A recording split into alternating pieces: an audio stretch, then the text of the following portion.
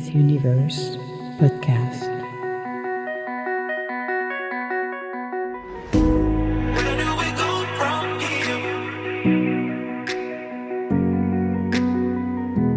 Where do we go from here? Emma's Universe podcast. Where do we go from here? Where do we go from here?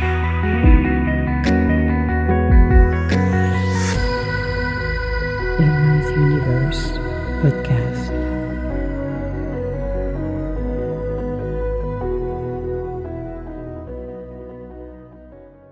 Hello and welcome to Emma's podcast. It is Friday talk. Yay! Yippee-ki-yay. Interesting talk about leadership again. I think it's very interesting when you're talking about leadership because a lot of people don't understand. Think, well, I'm not a CEO. I'm not a manager. Well, your life needs to be managed. You are the manager of your own lives. Your behavior at work is the same at home. Unless you compartmentalize everything, most likely your behavior at work is the same at home, or unless there is a different dynamic, which is probably not fun, and you take everything on the people at work. That could happen too. I have seen it. But it's very interesting to look at where we are. It's very interesting to see the progress we make. It's very interesting to really be empowered by where we are moving forward. But again, leadership is also recognizing where we have our limitation. Limitation can be lifted. But it's nice to know where do we have our shortcomings? What do we need to work on? And again, it has nothing to do with everybody else's. It's within us. The work we're doing has nothing to do with others. And that's something people need to understand because a lot of people feel in competition with others where actually it's a mistake. You're not in competition with everybody else's. You're only in competition with your own self. And that is something people don't realize. So when you see competition, like take, for example, the Olympics, all athletes are going to compete against everybody. But if you're looking at who they are making that work, that progress to see where they stand with everybody else's. Your competition is yourself because the day of the race, you're going to be competing, but you're going to surpass yourself to get there. The journey that got you where you were to where you are, ready to compete, is that journey of growth. I think, the Olympics at the time of the Greek, where all of those beautiful athletes were showing their strengths, was a way of achievement. It wasn't to, and that's my personal view on that, crushing everybody else's like they're doing right now. It was surpassing what they were able to do. That's what they did. And it was also encouraging each other because when you're looking at a team going over to the other country to compete as a guest, it's very interesting on their journey as well because you get your preparation, you get your team supporting you. So it's really working together from your trainer to the other team members and having fun too. We're not going to remove the fun out of it. But looking at where we are, the progress you made in your life, it's not based on everybody else's. It's based on the challenges, the obstacle you're gonna have to overcome those challenges, the decision you're gonna make. Everything that you need will come along the way, but you really invest yourself on that. And that's what it's so magical at some level. It's like, holy crapola, this is what I came here for, to the competition, to really embrace who we truly are. So when you're looking at this and you're really starting to understand that, wow, competing this way is really empowering to the point where you need to move forward into your life. Now, we are sometime under the element of the outside, out of condition, the world outside of us, circumstances. But at the end of the day, it's how do you show up? I have seen people showing up in time of crisis doing such phenomenal job, and I've seen others crumbling under the pressure. And this is how you have to figure out, how do I cope with the stress? How do I cope with overflexing myself to, let everybody step onto my boundaries? How can I cope with the idea that I'm transforming myself? Nobody's seeing it or want to see it, because that's what happens most of the time. Nobody wants to see it. So how do you do that? How do you really empower yourself? It's within you. And which is was funny, because when I was a kid, we were talking about, transformation within yourself. It's like, really? So I had to go back inward. I don't want to go back inward. I just want to be loud. But the progress you make is to walk in silence. It's to work on yourself and focus. I saw something on TikTok actually that was so true. Is in order to really evolve, you need to stop to spread to the rest of the world what you're going to do. But instead, walk in silence and work on yourself. Don't focus on anything else. Then work on yourself. Within 6 months, even less, your transformation will be happening very quickly. That's the amazing part of it, when you stop advertising what you're going to do to the rest of the world. People don't realize that, and you don't have to advertise to your friend or to your family or to whomever. Who gives a crap all that? Because your transformation is within you. Changing our habits, our patterns, our choices. Remember when I talked a few weeks ago about choices and patterns? A pattern is something you don't recognize. When you know your patterns, you recognize them, then it becomes a choice. Do I want to go back and continue to do what I'm doing all over again, or do I want to change the way I am acting?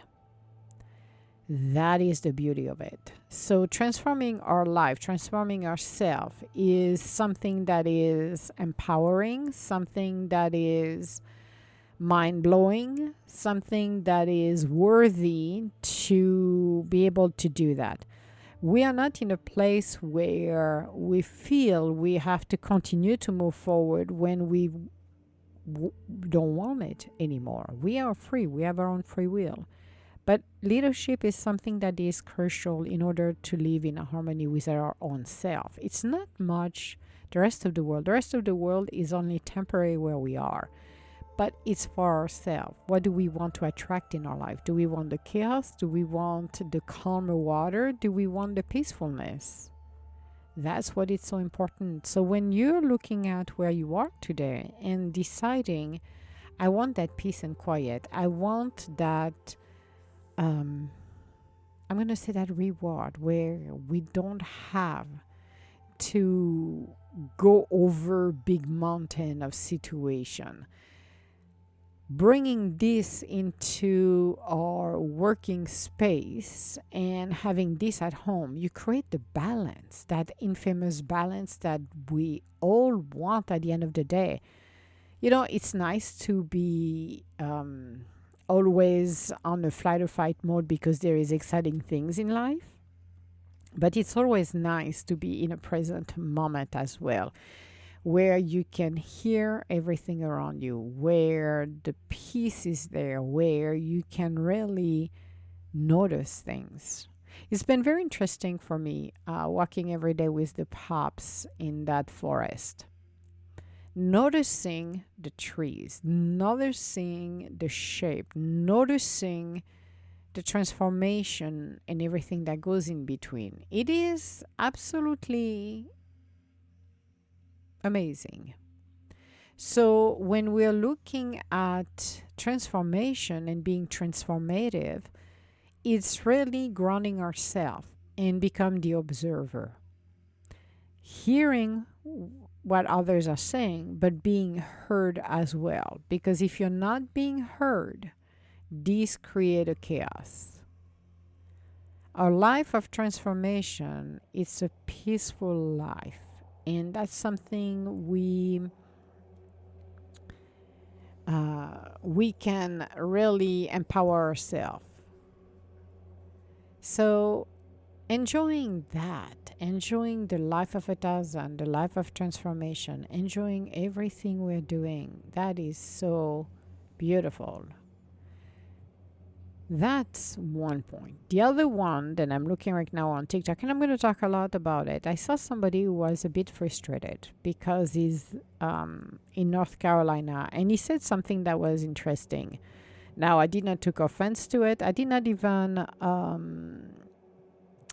what do we say, forwarded what he said, actually. One of the reasons I did not do that because it felt to me that he was triggered by false information spread on social media about North Carolina, people sitting behind their computers and making comments and everything else like that, putting false stuff into social media in regard to North Carolina, and the frustration, which I don't blame him actually, in regard of what is happening and what people need.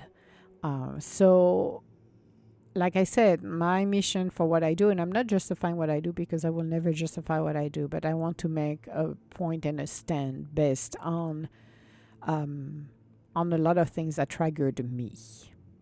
So one is to ensure that what the needs are and the supplies and the support and what they need is being again sent to those guys, because it is we the people now that are doing it, remotely or not. I know if the gentleman saw this, is going to be triggered, but it's gathering that information and make it compact into where I'm at, so people know there is so much information, different charity, different things happening. Like we got from the Fourth Horseman. I like those guys. Those guys are awesome, actually.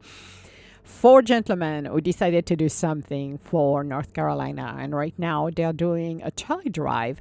They updated also their list actually to include older children. It started with a young girl where one of them saw this beautiful young girl. I think it was it the 4 horsemen.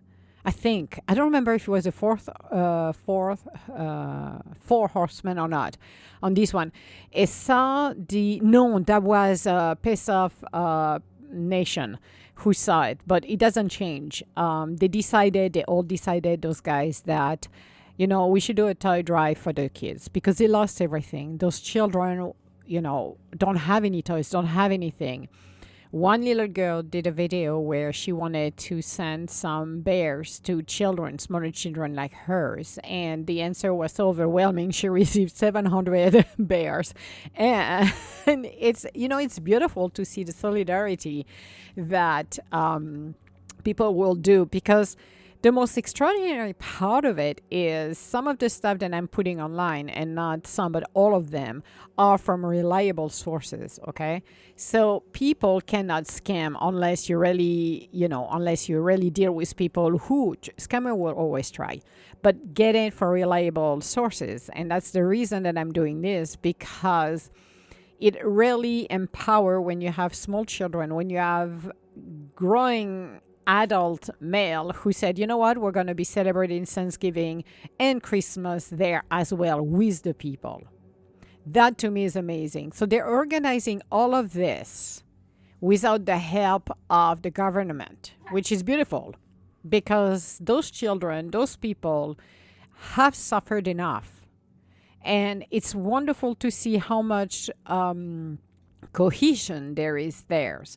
And I'm talking the people on the ground, the residents who live there, the organizations that are over there, but also I'm talking about Cajun Navy. I'm talking the 4 Horsemen. I'm talking individuals off the street who step up.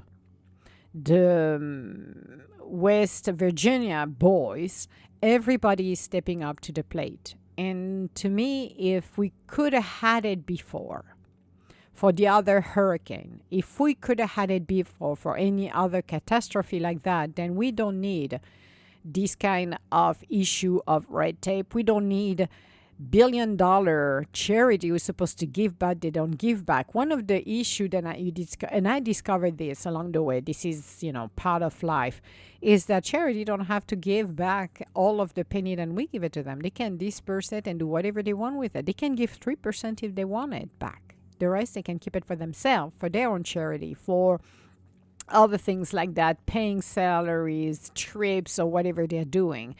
So it really shows like Samaritan Purse that I didn't know existed. Now I do know, and I do trust that charity gave 100% back to people. And we have to be reliable. We are accountable for our actions. We have to look at where we are right now in our lives and really make the decision. What are we going to do with our life? Are we going to help or not? A lot of people are making the decision they're not going to be sending gifts to anybody of their families. They are doing it for the children and the people in the Carolinas, in the Appalachian, who needs help and support. I understand what I saw earlier, the gentleman who was really fed up because people taking stuff and twisting it around to make themselves known. But you got other people like me who are taking vital information and transferring it to their other social platforms so people are informed. Not everybody is on TikTok. Not everybody is on Instagram. Not everybody is on, there is a good majority of people on Facebook who do not have access over there on the other side and want more digestible, information.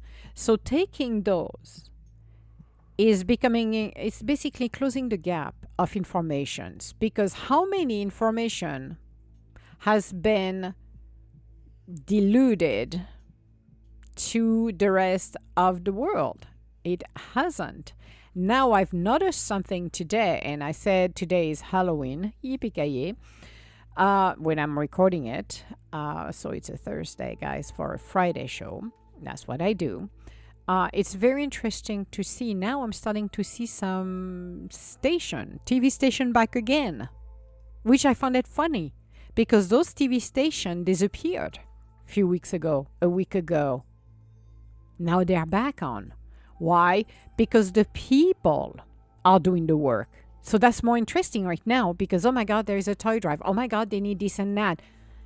Understand that passing that information that to me is critical, it shows where we are. It really shows the reality to everybody else's. It's not, oh, I'm going to get more followers. No, that had nothing to do with followers. That had to do with the truth. Show what the boots on the ground are doing.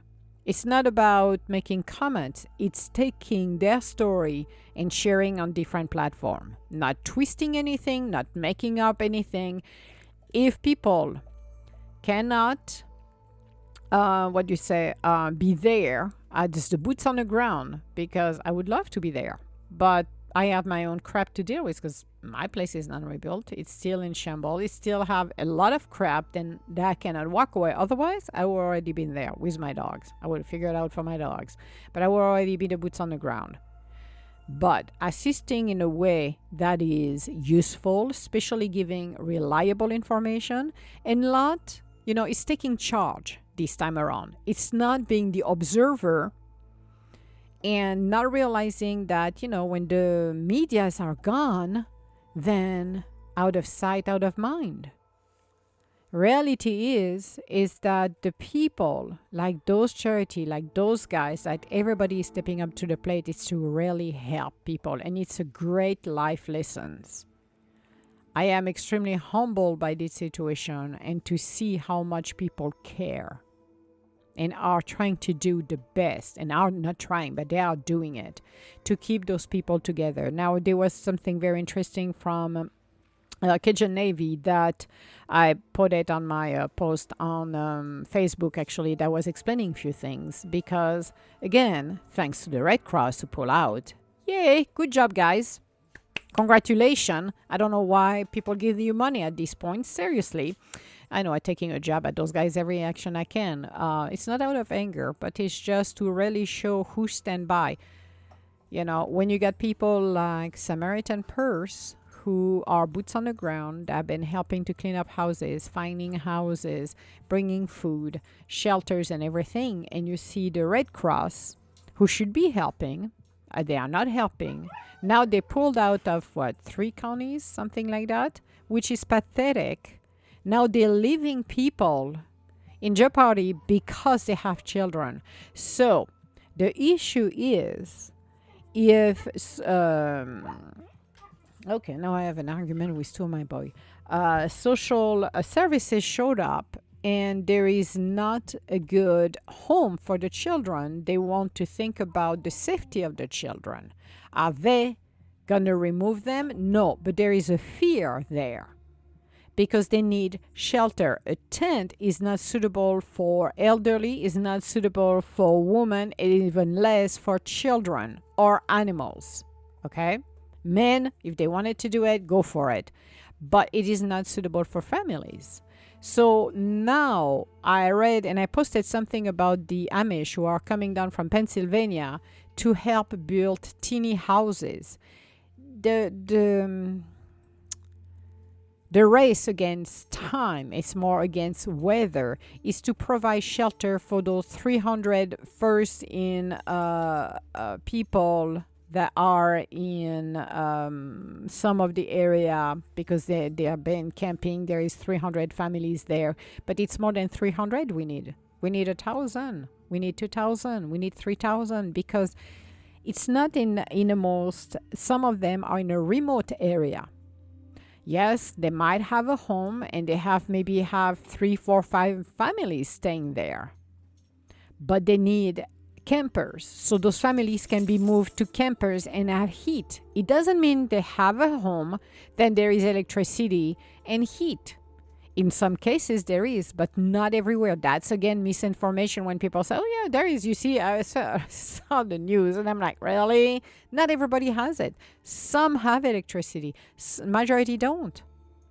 They are all in different phase, but the emergency right now, the urgency is to find shelters. Now, I don't blame DCS for, those are the rules. If a child is impending in danger because of the cold, it will be summer, it will be spring, they will not go because after them, but that doesn't mean they are going to go. But those are the basic rule. Now, the family are worried? Absolutely. You lost everything. You're living in a tent right now as a makeshift. You're trying to keep your family together and warm. We need, and that's what they're doing, donation for campers, for, again, building supplies, for making teeny houses. That's what the job is. So, the demand has shifted. If you think about it, the demand is shifting from the clothes, where some of them said we don't accept any more clothing, there is enough here, to we still need food, we still need propane tank, we still need campers. So we have to adapt to it. And the mission here is to be able to provide that support for those families. And the beauty of it, and I think it's one of the biggest life lessons and we're taking right now, and I don't know if people realize that, is to see how we can work together, how we stand together, we, the people, and help each others. It's not about scamming. It's not about insulting or trolling anyone. It's about coming together to help people. It doesn't matter the race, the religion, where you vote and how you vote. Who gives a crap? It's about helping each other, helping your neighbor.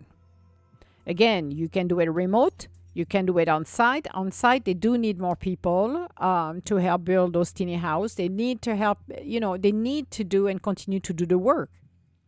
They continue to connect roads. They continue to do the search for, unfortunately, missing loved ones. So they are doing the work. And this was not engineers by the government. This came out from the people, from the firefighters, from the cops, from the volunteers. Like I said, Cajun Navy. I didn't even know that group existed. Has been doing this forever. And it's wonderful to have people, dedicated people, who you will never know, never meet, who are doing this selflessly. And it's wonderful and it's humbling. So having this, being able to really embrace what's going on and the changes for the better, not for the worse, that's what we need to look for. So this was my podcast for today. I know I could go on and on and on and on a Friday, but we're not. It's just a moment of reflection and really looking at where we are in this world, because I don't think people realize what's going on. They don't see the message. They don't see what's going on. I do see it, and I want to share it. I am going to continue to post on my Facebook, Instagram. I'm flooding all of them from TikTok, because the most reliable source that I found was TikTok, where I want to share the story of those guys. My goal is to be a conduit, to be, like I normally do, closing the gap so people know the truth. It's not what you see on TV and the news, so it's been edited. It's the truth. It's the story of the people. How do they escape? Where are we? What are the true needs? And where you can send money, supplies, and even go there in a reliable fashion. Because the biggest things in my book is how to be reliable with everything. So, all my love, guys, and I will talk to you later. Bye now.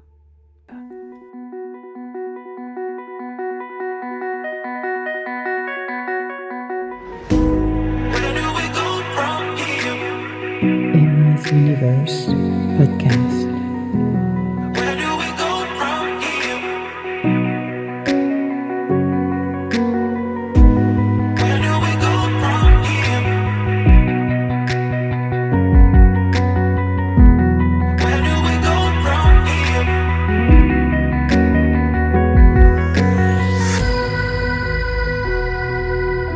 Emma's Universe Podcast.